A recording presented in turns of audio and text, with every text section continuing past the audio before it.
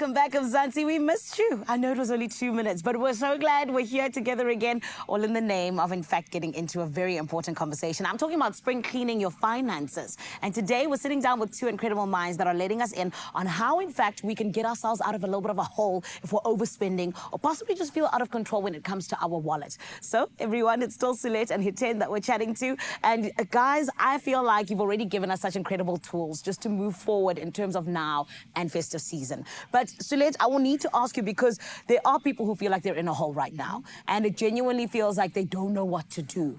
What can you tell us, you know, in terms of trying to at least just breathe again and stop the bleed? What can we do? Yeah, definitely.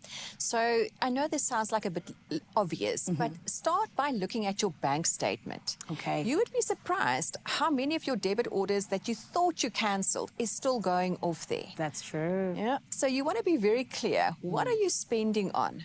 Then next, have a look at your budget. What are you spending on, and potentially where is there a bit of maneuvering space to reduce? And it might be things like just shopping around for different insurance premium. You'd be quite surprised if you do that, what other rates you can get. And then it's also looking at things like what side hustles can you start? Where can you get a little bit of extra cash coming in? Yes. Just to help you get out of that hole that you've digged yourself in. Yeah.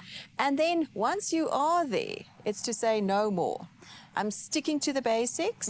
These are my needs. Yeah. And the ones like the holiday and things like that can wait for when things are going a bit better. For when I'm rich, okay? Always. And it's I mean, I feel like, you know, there's so many entrepreneurs that deal with the fact that sometimes income is a little bit inconsistent. I think you mentioned it earlier on where you were like, you know, there's the periods of the money coming in and the dry periods. Can you tell us, how can we still deal with that inconsistency, but then at the same time still be building a little bit of a cash buffer when things are tight? To use it, I took the words away from me, using the word cash buffer. Yes. So when you start your business, always understand what are your fixed expenses, right? And make sure that you pay yourself a fixed salary accordingly. Okay. Because when you have those cyclical times where you make a lot of money, you want to use that to create that operational reserve for yourself, at least a 3 to 6 month buffer, so that when times are quiet, you can still pay yourself the same amount at the same time. So that gives you that consistency on that end, but you don't then have to worry about, listen, because it's quiet time, how do I now pay myself on that end?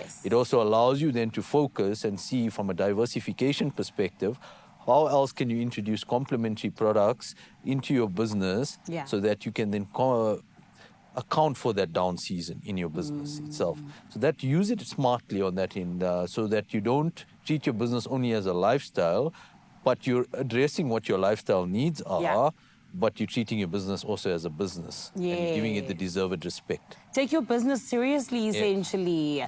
And to let you know, there's so many ways in which I think that we always have to look at our debt, right? And I think you also said earlier on where you said it's one of the best ways to ensure that you try and get out of the hole that you might find yourself in, or even just prioritize looking after your money. Can we talk about debts? Because, you know, there's always, what do we pay down first? How do you decide that? Yeah, so that for me is a bit of a personal choice. And the reason why I say that is you've got one or two options.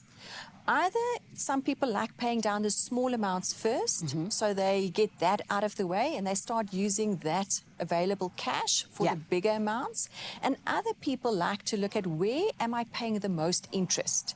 Because that's an expense for you. And by reducing those loans or the debt where you have the most interest, you can actually start to reduce that expense. Now, me personally, I like paying off the debt with the biggest interest rate first, and then starting to use like that freed up cash for the other debt. Incredible. I actually didn't even think about the interest rate. That is so true. And, you know, just us looking at even just the ways in which we can now see all of our debt and put it in one place. Hiten, what is one spreadsheet or tool that every business should be incorporating into just looking after their finances? Cash flow tracker. Okay. You need to make sure you have a cash flow tracker so that you can assess what goes into your bank account, what's going out of your bank account, and you can then categorize between your expenses, what are the different types of expenses, whether it's utilities, rent, stock, operating expenditure.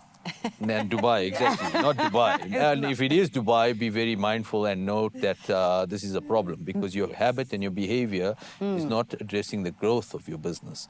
So using that cash flow tracker, not only for currently what's going on in the current month, but to forecast and predict what's going on over the next 3 to 6 months will help you. Now, many entrepreneurs will ask, okay, where do I get this, right? There's a lot of free tools out there on our website, on our business website. Go there, there's a hub. There's free templates for entrepreneurs and SMEs. Amazing. They're welcome to go and download it at no cost. So it's built out there for you. You just need to research and use it. I love that. And where is that we can find it? The website www.theunconventionalca.org. Amazing. Guys, thank you so much. I feel like you've just equipped us with so many tools to be able to make it to December successfully. So thank you. Perfect. Thank you. you. Oh my goodness. Mzansi, do you see the kinds of conversations we like having with you? It's ones that are truly going to help us out and allow you to be smiling come 2026 and more than anything else to truly financially be spring cleaned the right way. Right now, though, there's so many things that are still coming up right here on your Feel Good Breakfast Show and my Cape TZ Fo Shizi family. Over to you. What's going on?